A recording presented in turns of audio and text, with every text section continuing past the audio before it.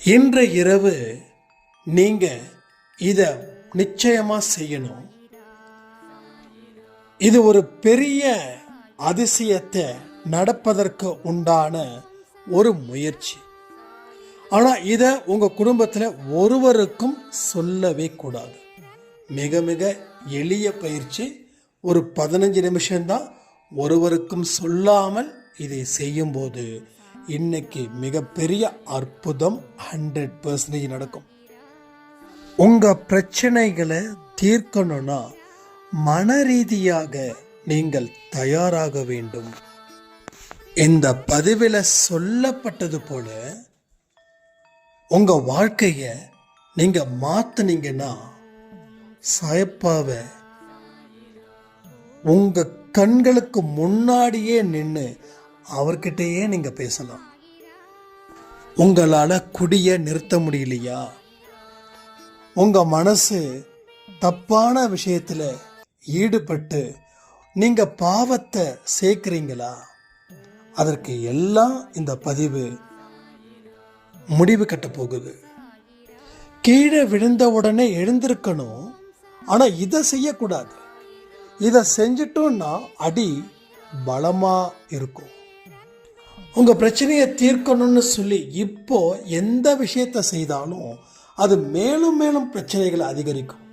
முதல்ல அதற்கு தகுந்த மாதிரி பாதையை, மனதை, உடலை மாற்ற வேண்டும், உருவாக்க வேண்டும். இதே விஷயத்தை இப்படியே தொடர்ந்து செய்தால் கண்டிப்பாக உங்களுக்கு பிரச்சனைகளும் துன்பங்களும் 2 மடங்கு இல்லை 100 மடங்கு அதிகரிக்கும். இன்னைக்கு இரவு நிச்சயமா ஒரு பெரிய மாற்றத்தை ஏற்படுத்த போகுது.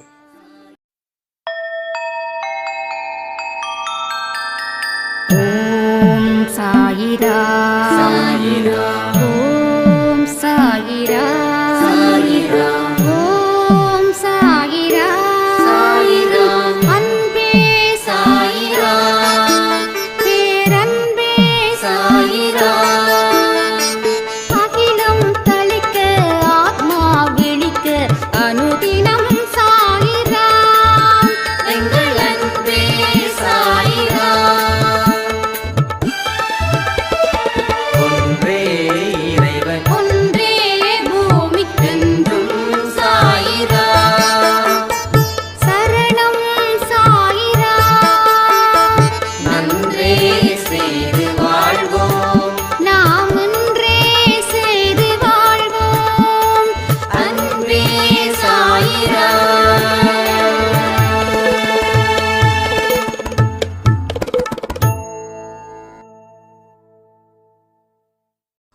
சாயிராம். என் உயிரின் உயிரானவர்களே, கண்டிப்பா சாய்ப்பா கேட்டதை கொடுக்கிறவர் தான், அதுல சந்தேகமே இல்லை. இத்தனை நாள் நான் எனக்கு எதுவும் செய்யல அப்படின்னு சொல்லி சாய்ப்பா மேல கடும் கோபத்தில் இருந்தேன். இன்னைக்கு என்னுடைய அறிவு கண்ணை 12 மணிக்கு கொடுத்த பதிவு திறந்து வச்சு எனக்கு பல புத்திகளை சொல்ல வச்சது. இனி நான் என்ன கேட்டாலும் அவர் தராம எப்படி இருக்க முடியும் அவரால் அப்படின்னு நானும் பார்க்குறேன் அப்படின்னு சொல்லி ஒரு சாய்ராம் வந்து ஒரு செல்ல கோபத்தை சாய்ப்பா கிட்ட வெளிப்படுத்தினாங்க. நம்ம அடிக்கடி சொல்லக்கூடிய விஷயம் என்ன தெரியுமா? அவரை தெய்வமா பார்த்து ஒரு தூரத்தை உங்களுக்குள்ள ஏற்படுத்திக்க வேண்டாம். நாம அப்பாவை விட அம்மா கிட்ட ரொம்ப க்ளோஸா இருப்போம்.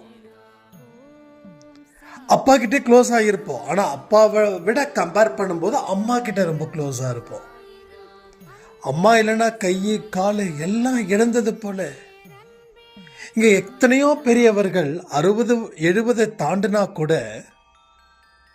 தன்னுடைய அம்மாக்களை பற்றி பேசும்போது அவங்க கண்ணில் இருந்து கண்ணீர் கண்டிப்பாக சொட்டும், இல்லை கலங்கும். ஏன்னா அம்மான்றது ஒரு பெருசு. அதை சொல்லும் போதே உடம்பெல்லாம் என்னமோ பண்ணும். அதே போல கடவுளும் அப்படிப்பட்டவர் தான். தாயும் மாணவனா தந்தையும் மாணவனா கடவுளை நினைக்கும் போது உங்களுக்குள்ள கோபங்கள் வெளிப்படுவது இயற்கை. என்ன இந்த மனுஷன் என்ன கேட்டுட்டோம்,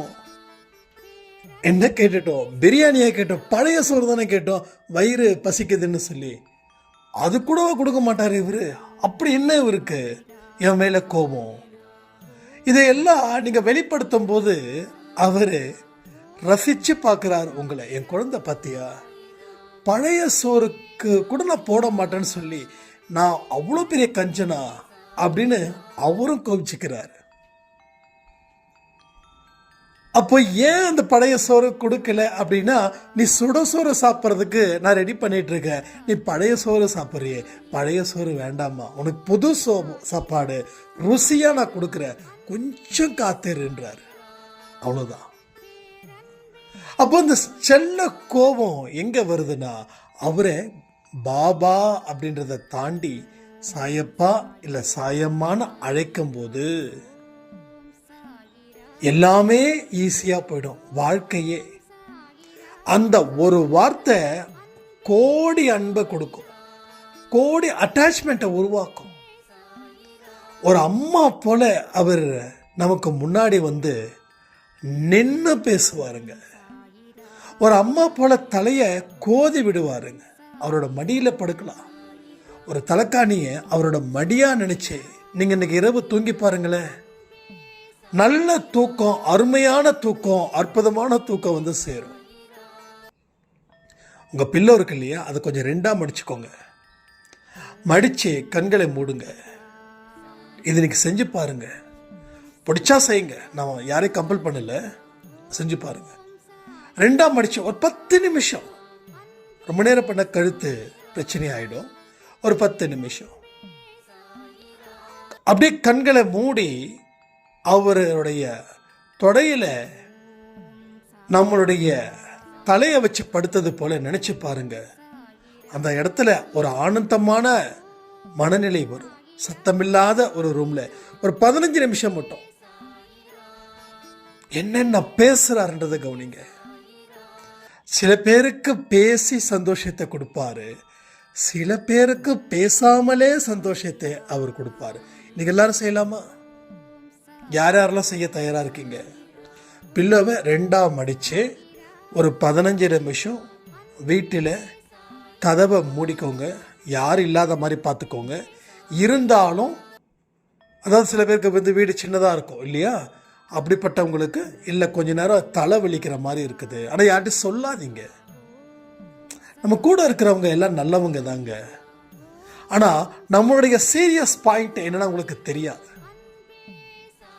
நம்ம கூட இருக்கிறவங்க எல்லாரும் நல்லவங்க தான். இப்போ ஒன்றும் இல்லை, என் கூட பிறந்தவங்களே சில நேரத்தில் என்ன ஆடியோ கொடுக்குற, 30 நிமிஷம் கொடுக்குற, எப்படி கேட்குறாங்க அப்படின்வாங்க.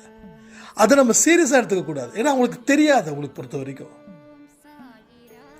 புரியுதா உங்களுக்கு? ஏன்னா அவங்க நம்ம வளர்ந்ததுல இருந்து பார்க்குறாங்க. அவங்க வந்து நம்ம பண்ணக்கூடிய அந்த விளையாட்டுத்தனமும் அந்த கோமாளித்தனமும் தான் அவங்க கண்ணுக்கு தெரியும். அதனால ஜஸ்ட் லைக் தட் வந்து அவங்க சிரிச்சாங்கன்னா நம்மளும் சிரிச்சுட்டு போயிட்டே இருக்கணும். அதனால இதை நீங்க இல்லை, நான் இந்த பில்லோவை சாயப்பாவான்னு நினைச்சு அவரோட மடியில தூங்குற மாதிரி தூங்க போற, இந்த உனக்கு ஒரு பில்லோ அப்படின்னா லூசா நீ அப்படின்னு கேட்பாங்க. அதாவது அவங்க வந்து ஒரு உரிமையோட திட்டுறது. ஏன்னா அவங்களுக்கு அந்த சீரியஸ் பாயிண்ட் தெரியாது. அதனாலதான் பல விஷயத்த நீங்க சொல்லாதீங்கன்னு சொல்றேன். யாராவது சாயப்பா மேல விருப்பம் இருக்குது, அவங்க ஏதாவது கேட்டாங்கன்னா தாராளமா நீங்க ப்ரொசீட் பண்ணுங்க. பட் அதர்வைஸ் நீங்க எதையுமே சொல்ல வேண்டிய அவசியமே இல்லை. எல்லாரும் பண்ணலாம், நானும் இன்னைக்கு பண்ண போறேன். ஒரு கரெக்டாக 15 நிமிஷம் அப்படியே கண்களை மூடி அவரோட பில்லோவை அவருடைய தொடையா நினச்சி கொஞ்ச நேரம் படுத்துருங்க. உங்கள் வீட்டில் யாராவது கேட்டாங்கன்னா எனக்கு தலைவலிக்கிற மாதிரி இருக்குது, ஒரு 15 நிமிஷம் கொஞ்சம் கண்ணை மூடுறனே அப்படின்ற மாதிரி சொல்லுங்கள். இல்லைன்னா வீட்டில் யாரும் இல்லாதப்ப பண்ணுங்க. ஓகேவா? ஒருவேளை எல்லாரும் இருந்தும் உங்களால் சரியாக ரிசல்ட் கிடைக்கலன்னா இன்னொரு நாள் வந்து பண்ணுங்க, அடுத்த நாள் பண்ணுங்க, நாளைக்கு பண்ணுங்க. ஸோ எல்லாமே செய்யுங்க ப்ளீஸ். ஏன்னா சில விஷயத்த செய்கிறவங்க தான் அந்த பலன் கிடைக்குது. என்னங்க அப்படின்னா என்னங்க தான், எங்க முடியுங்க அப்படின்னா முடியுங்க. அப்போது ஏதோ ஒரு விதமான ஒரு அன்பு வெளிப்படும், ஏதோ ஒரு பாசம் நம்ம மனசை தொடும். கல்லாக இருக்கிற மனசுலேயும் ஈரத்தை கொடுக்கும். நம்மெல்லாம் சில நேரத்தில் ரொம்ப வெறுத்து வெந்து போய் நிற்கிறோம். அப்போ என்ன ஆகுது, நம்ம மனசு ஃபுல்லாக பாலைவனம் போல் இருக்குது. ஒரு காற்று இல்லை, ஒரு தண்ணி இல்லை, ஒரு புழுக்கம், ஒரு ட்ரைனஸ். அப்போ என்ன ஆகும், அப்போது இந்த 15 நிமிஷம் பாலைவனத்தில் இருக்கிறவனுக்கு ஒரு நல்ல மழை பெஞ்சா அவனுக்கு உயிரே வந்தது போல இருக்கும். அது போல உங்களுக்கும் உயிர் வந்தது போல இருக்கும் இந்த வேலைகளை நீங்கள் செய்யும்போது. ஜஸ்ட் ட்ரை பண்ணி பாருங்க. ஆனால் நம்பிக்கையோட முழு மனதோட செய்யணும். எந்த ஒரு விஷயமா இருந்தாலும் 2 விஷயத்தை புரிஞ்சுக்கோங்க. நம்பிக்கையோட செய்யணும், அதை முழு மனதோட செய்யணும். முதல்ல உங்களுக்கு தேவை என்ன தெரியுமா, ஒரு அமைதி. அப்போ 0 பாயிண்ட் தான் அமைதின்றது. ஒரு குழப்பத்தில் நீங்கள் என்ன முடிவு செஞ்சாலும் அது உங்கள் வாழ்க்கையில் மேலும் ப்ராப்ளத்தை கிரியேட் பண்ணிக்கிட்டே இருக்கும். ஸோ ஒவ்வொரு ப்ராப்ளமும் அடங்காது, அது பயங்கரமாக போட்டு தாக்குன்னு தாக்கும். ஸோ நல்லா யோசிச்சு பாருங்களேன். பிரச்சனை சால்வ் பண்ணலான்னு நினச்சா அதை ஃபேஸ் பண்ணும்போதே அப்படியே பயங்கர தீ மாதிரி என்னை சுட்டு வீழ்த்துதுங்கன்னு ஒரு சாய்ராம் சொன்னாங்க. அப்போது ப்ராப்ளத்தை ஃபேஸ் பண்ணி தான் ஆகணும். ஆனால் ஃபேஸ் பண்ணும்போது இருக்கக்கூடிய மென்டாலிட்டி எப்படிப்பட்டதுன்றதை நம்ம தெரிஞ்சுக்கணும். அப்போது அந்த மென்டாலிட்டியை ஃபஸ்ட்டு கூலாக்கணும். முதல்ல ரொம்ப இம்பார்ட்டன்ட் இது. அந்த மைண்டை முதல்ல எரிஞ்சுக்கிட்டு இருக்கக்கூடியதை முதல்ல அணைக்கணும், அது சில்லாக்கணும், அது கூலாக்கணும். அதுக்கப்புறமா அதுக்கே தெரியாமல் கொஞ்சம் கொஞ்சமாக சில யோசனைகளே சொல்லணும். அது ஏற்றுக்கிட்டு நீங்கள் செயல்பட்டீங்கன்னா உங்கள் வாழ்க்கை வெற்றி பாதையில் போகும். மனசு சொல்லுது வேண்டாம் முடியாதுன்னு, ஆனால் நீங்கள் அதை செய்ய வைக்கிறீங்க. இல்லை, இந்த ப்ராப்ளத்தை ஃபேஸ் பண்ணியே ஆகணும். இந்த நேரத்தில் அன்பை சாயில் சொல்லியிருக்காங்க அமைதியாக இருக்கக்கூடாதுன்னு. அதனால் பரவாயில்ல, கடகடன்னு ஆரம்பிச்சிடலாம் அப்படின்னு நினைக்கிறவங்களுக்கு பிரச்சனைகள் பல மடங்காக வரும். அன்பை சாயில் சொன்னது நிஜம். பிரச்சனையை சமாளிக்கிறணும், அதை எதிர்கொள்ளணும், அது நிஜம். ஆனால் எந்த மனநிலையில் செய்யணுன்றதையும் நம்ம நிறைய சொல்லியிருக்கோம். அப்போது அதை முதல்ல எரிஞ்சுக்கிட்டு இருக்கக்கூடிய அந்த எரிமலை முதல்ல நிற்கட்டும். அதுக்கப்புறமா மனசை தயார் செய்யுங்க. மனசை ரீசெட்டிங்ஸ் பண்ணணும். நம்ம ஃபோனில் பார்த்தீங்கன்னா ஆப்பு தாறுமாறாக இருக்கும். என்ன பண்ணுவோம், ஒரு டேட்டாஸை முதல்ல எல்லாத்தையும் எரேஸ் பண்ணுவோம். இல்லைன்னா சும்மா ஆப்ஸை மட்டுமா எரேஸ் பண்ணுவோம். அதுக்கப்புறம் ஆஃப் பண்ணி ஆன் பண்ணால் மொபைல் சூப்பராக வேலை பார்க்கும். ஆனால் மனசுக்கும் ரீசெட்டிங் தேவை, மனசுக்கும் அமைதி ஏற்படுத்தக்கூடிய முயற்சி தேவை. முதல்ல மனசை ஒரு கருவியாகவோ இல்லை ஒரு மனுஷனாகவோ பாருங்க. நான் கருவியாக பார்க்கல, மனுஷனாக பார்க்குறேன். எனக்குள்ள ஒருத்தன் இருக்கான், அவன் எனக்கு உதவி செய்தா நான் வாழ முடியும். அப்போ அவன்தான் எனக்கு உதவி செய்யணும்னா முதல்ல அவனுக்கு என்ன தேவைகள் இருக்குது அப்படின்றது நான் புரிஞ்சுக்கணும். அப்போ அவனுக்கு இது என்ன தேவைகள், அது நியாயமாக இருக்குதா அப்படின்னா அதை செய்யணும். இல்லை அநியாயமாக இருக்குதான்னா கொஞ்சம் சொல்லி புரிய வைக்கணும். ஒரு குழந்தை போல நான் மனசை பார்த்துக்கிறேன். ஒரு பெரிய என் ஏஜுக்கு உண்டான மாதிரியோ இல்லை எனக்கு ஏஜுக்கு மேலேயோ பார்க்கல. ஒரு குழந்தை போல. எல்லா குழந்தையும் பார்த்தீங்கன்னா சில குழந்தைங்களை அடித்து வளர்க்கலாம், சில குழந்தைங்களை செல்லம் கொடுத்து வளர்க்கலாம். ஆனால் போட்டிக்கு போட்டியாக வளர்த்துடக்கூடாது. செல்லம் கொடுக்குற குழந்தைய அடித்து வளர்த்தா அது வேலைக்காகாது. அடித்து வளர்க்கக்கூடிய குழந்தைய செல்லம் கொடுத்தா அது வேலைக்காகாது. ஸோ அப்பப்போ ஒரு போர் அடிக்காத ஒரு டிப்ஸையும் கொடுக்கணும். ஒரு 2 நிமிஷத்தில் சொல்லிடணும், திருக்குறள் வரிகள் மாதிரி. அதை உட்காந்துட்டு ராமாயணம் மாதிரி மகாபாரதம் மாதிரி 4 மணி நேரம் 5 மணி நேரம் சொல்லக்கூடாது. எப்படா நம்ம அம்மா அப்பா இந்த அறிவுரையை முடிப்பாங்களோ தெரியலன்னு சொல்லி அது கொட்டாவி விட்டு உங்கள் அறிவுரை சொல்லி முடிக்கிறதுக்குள்ளே அந்த குழந்தை தூங்கிடும். சாப்பிட்லாமா, இல்லைம்மா வேண்டாமான்னு சொல்லும். என்னென்னா நீங்கள் பேசி பேசி நீங்கள் டயர்டாக்கலை, உங்கள் குழந்தைய டயர்ட் பண்ணி வச்சுருக்கீங்க. அதுபோல் உங்கள் மனசையும் ஆழமாக சிந்திக்க வைக்கிறன்ற பேரில் வைக்காம முதல்ல அமைதிப்படுத்தணும். எதெல்லாம் அதை கேட்குது, எதெல்லாம் அதை விரும்புது, உங்கள் மனசுக்குள்ளே கேளுங்க, கமெண்ட் பண்ண வேண்டாம். எதெல்லாம் அது விரும்புதுன்னு சொல்லி கேட்டு பாருங்களேன். ஒரு பேப்பர் கூட எடுத்து எழுதுங்க. என்ன வேணாலும் இருக்கட்டும், எது வேணாலும் இருக்கட்டும். அதாவது இது உங்களுக்கும் உங்கள் மனசாட்சிக்கும் தெரிஞ்சது தான், வேற அதனால தான் நான் கமெண்ட் பண்ண வேண்டான்னு. உங்கள் மனசு என்ன விரும்புது, எதை விரும்புது.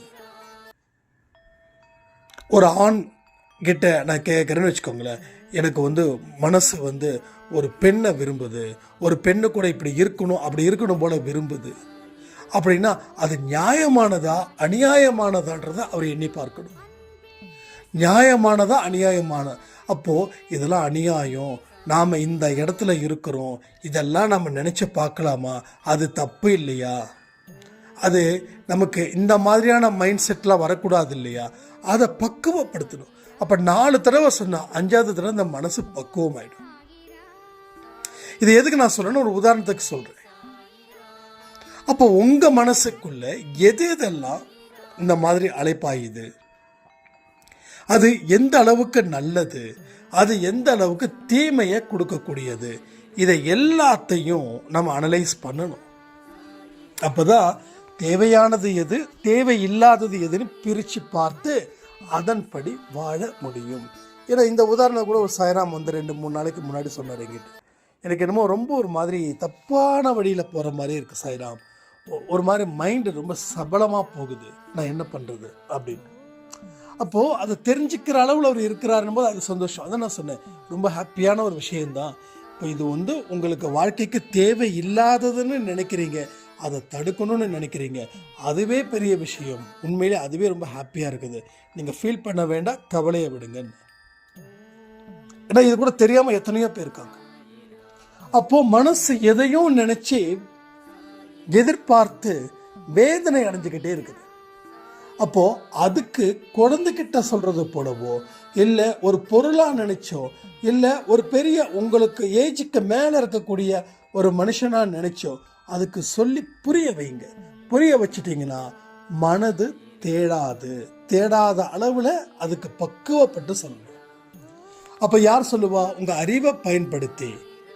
இதற்கு முன்னாடி வாழ்க்கையில் யாருக்காவது இந்த மாதிரி ஆசைகளால் அவங்க வாழ்க்கையை இழந்தாங்கன்னா அவங்கள நினைச்சும் அதை சொல்லணும்.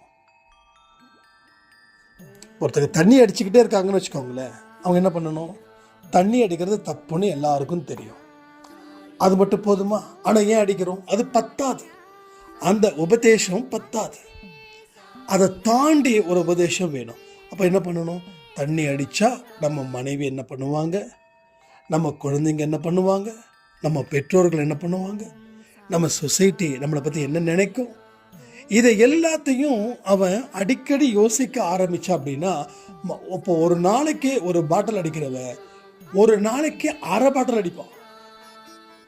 அப்படி தான் போகணும். எடுத்த உடனே சட்டுன்னு விட முடியாது. நீங்கள் சட்டுன்னு விட்டுட்டிங்கன்னா என்னைக்காவது ஒரு நாள் பாரில் உட்காந்து எத்தனை நாள் குடிச்சிங்களோ அத்தனை தாண்டி அடுத்த 2 வாரத்தில் நீங்கள் முடிச்சிருவீங்க.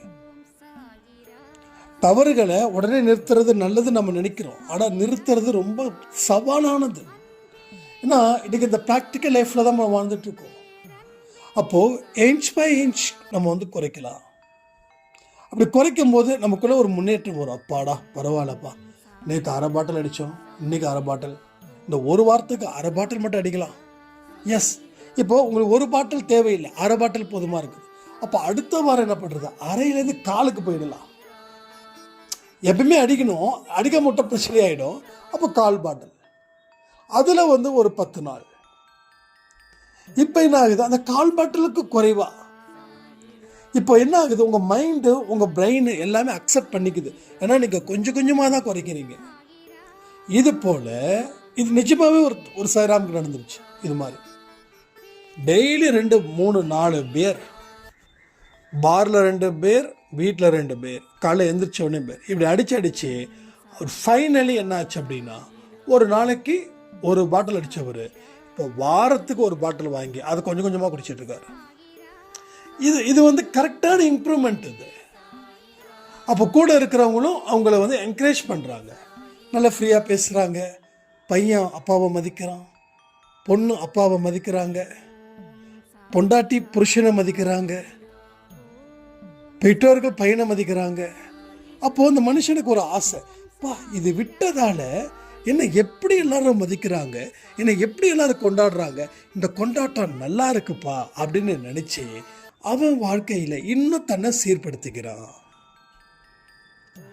அப்போது உங்களுடைய பிரச்சனைகள் என்ன அப்படின்றதையும் அதை எப்படி நிறுத்த முடியுன்றதையும் அதை கொஞ்சம் கொஞ்சமாக எப்படி நிறுத்துவதுன்றதையும் நீங்கள் யோசிக்கணும். அப்போ யோசிக்கும்போது இன்னும் ஒரு பவர்ஃபுல் பர்சனாக நீங்கள் மாறி இந்த உங்கள் குடும்பத்துக்கும் நல்லவனாக இருக்கலாம், இந்த நாட்டுக்கும் நல்லவனாக இருக்கலாம், அதை தாண்டி கடவுளுடைய மடியில் உட்காரக்கூடிய உரிமை பெற்ற குழந்தைகளாக நீங்கள் இருக்கலாம்.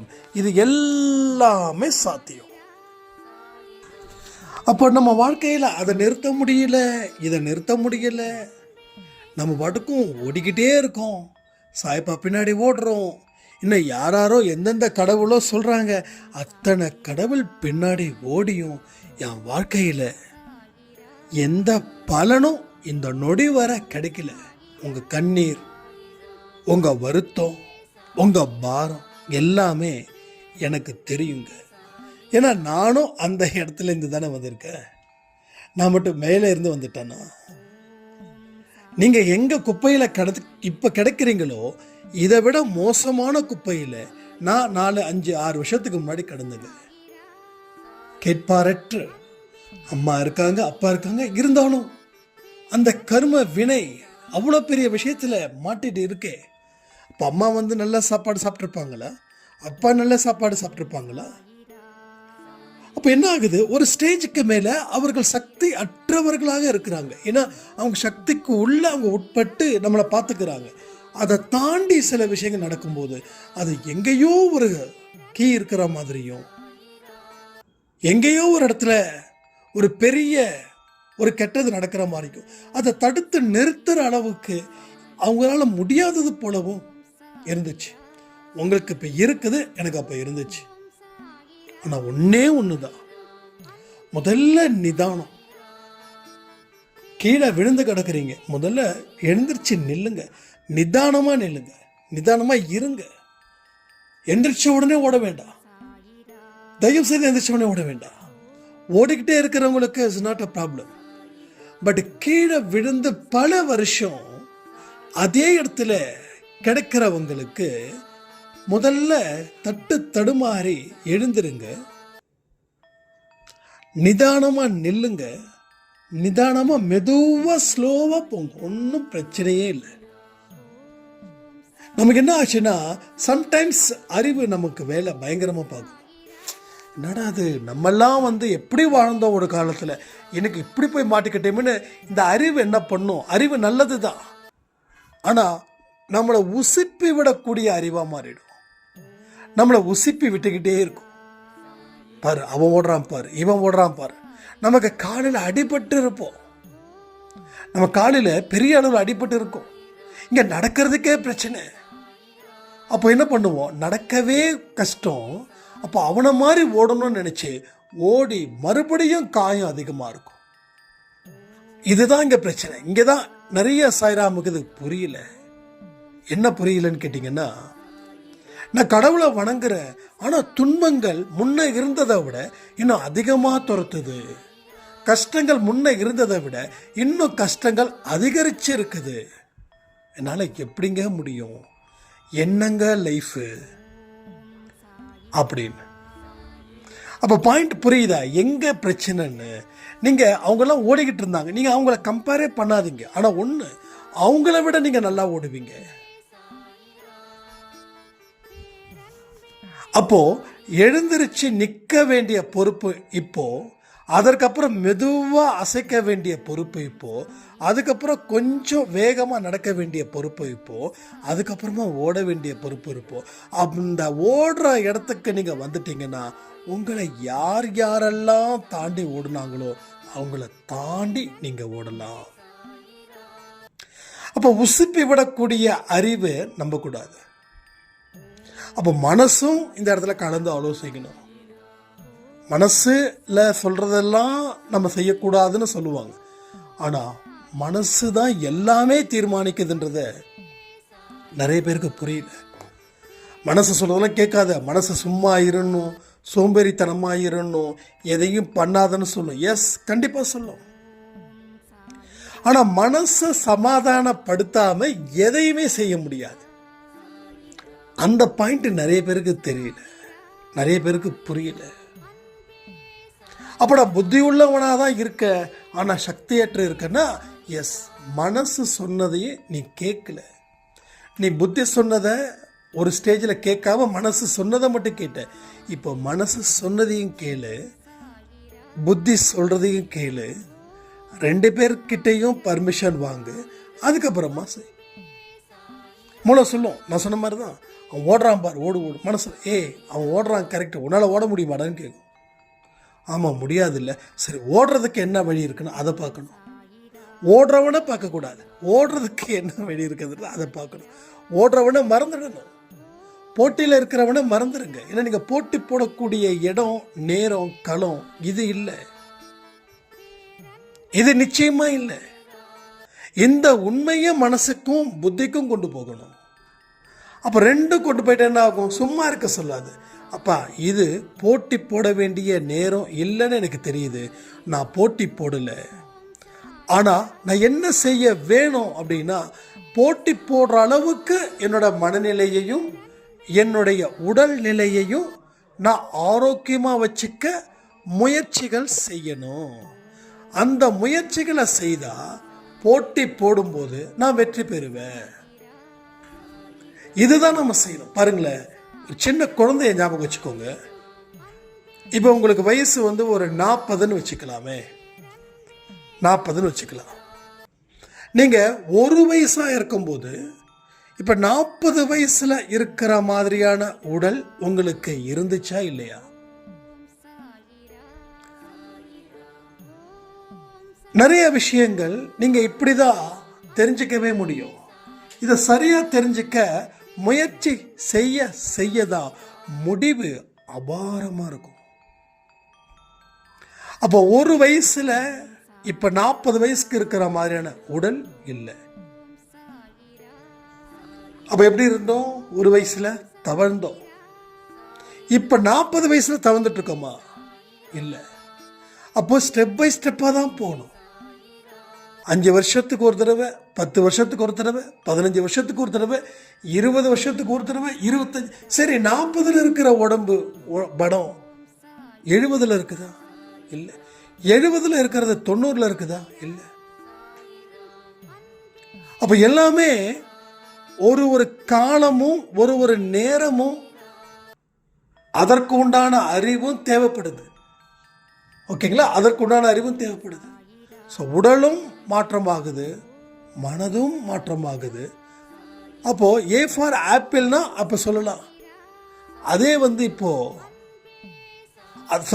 அதே குழந்தைக்கு இப்போ நீங்கள் ஒரு டிகிரி முடிச்சிருக்கீங்கன்னு வச்சுக்கோங்க. ஃபார் பேசிக்கலி ஒரு பிகாம் முடிச்சிருக்கீங்க. அப்போ அந்த குழந்தைகிட்ட லயபிலிட்டிஸ்னால் என்ன, அசட்னா என்ன, கிரெடிட்டாஸ்னால் என்ன, டெபிட்டாஸ்னால் என்ன கேட்க முடியுமா? அது சிரிக்கும், அது நம்மளை முட்டாளுன்னு சொல்லும். ஏன்னா குழந்தைக்கு தேவையானதை அந்த மனநிலையில், அந்த பருவத்தில் எந்த அறிவு இருக்குதோ அந்த அறிவு கம்ப்ளீட் பண்ணால் போதும். நிறைய பேர் என்ன பண்ணுவாங்க, நான் குழந்தைய எக்ஸ்ட்ரா ஆக்டிவிட்டீஸில் ஈடுபடணும்னு சொல்லிட்டு அந்த குழந்தைக்கு குழந்தை பல்லு கூட சரியாக முளைச்சிருக்காது, உடனே எங்கேயாவது கிளாஸில் சேர்த்து விட்டு அதை கொடுமைப்படுத்த ஆரம்பிச்சிருவாங்க. அந்தந்த பருவத்தில் அவங்களுக்கு ப்ரிப்பேர் பண்ணுங்க. அது அந்த குழந்தைக்கு கூடுதல் வளர்ச்சியை கொடுக்கும். இல்லைன்னா இப்பயே முதிர்ச்சியை கொடுத்துடும், முதிர்ச்சியாக ஆகிடும். நான் காலையில் எந்திரிச்சதுலேருந்து அப்படியே போகுதுன்ற மாதிரி இந்த மாதிரி ஒரு மைண்ட் செட்டுக்குள்ளே அவங்க கிரியேட் பண்ணிடுவாங்க. அது அவங்களுக்கு பெரிய பாரத்தை உண்டு பண்ணிடும். அப்போ நம்ம லைஃப்பில் கீழே விழுந்திருக்கோம், பொறுமையாக தான் எழுந்திருக்கணும். பொறுமையாக தான் எழுந்திருக்கணும்.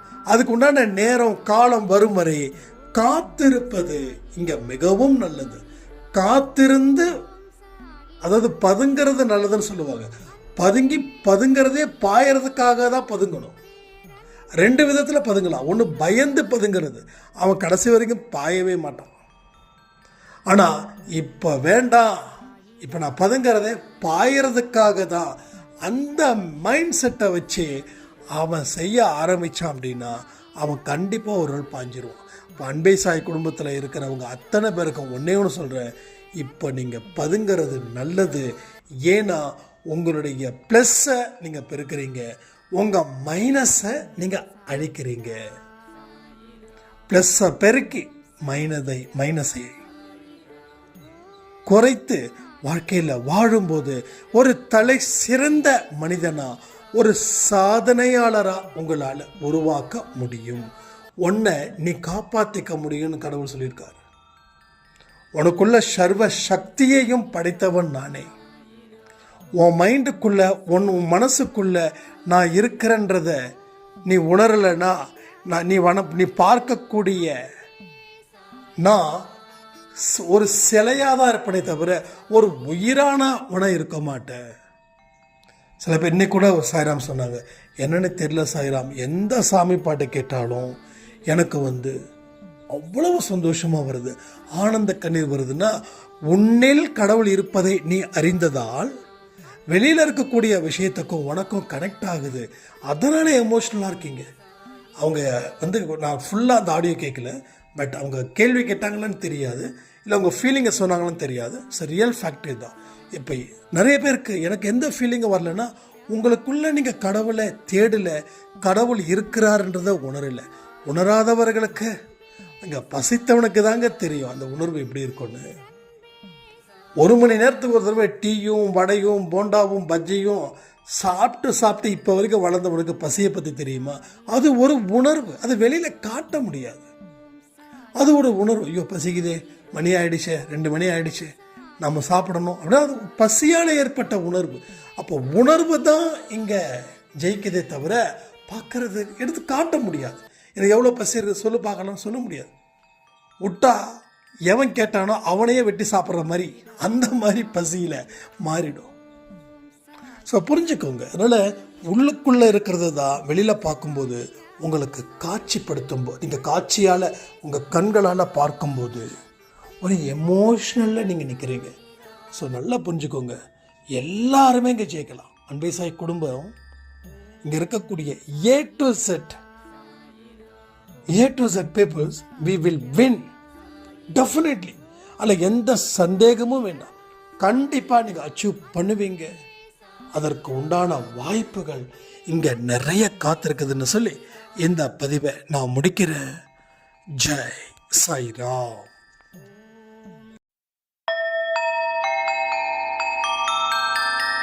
ஓம் சாயிரா. சாயிரா.